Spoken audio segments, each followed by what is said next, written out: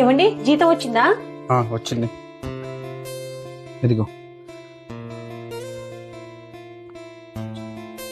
ఏంటి 500 తక్కువైంది? మిమ్మల్ని అడిగేది 500 ఏం చేశారు? అది చొక్కా ఒకటి తీసుకున్నాను. చొక్కా తీసుకున్నారా? ఉన్న దాంట్లో ఏదో వేసుకొని వెళ్ళొచ్చుగా. అనవసరంగా 500 ఖర్చు పెట్టారు. ఛీ, ఏం మనిషో ఏంటో. వెళ్ళి కాళ్ళు చేతులు కడుక్కొని రండి, అన్నం పెడతాను.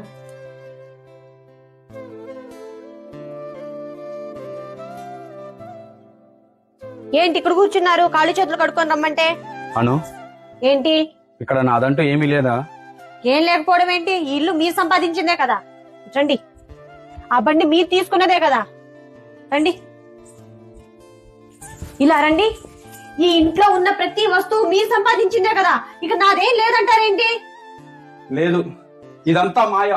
ఇవి నేను పోయిన తర్వాత ఇవేమి నాతో పాటు రావు. నాకు కావాల్సింది సంతోషం మాత్రమే.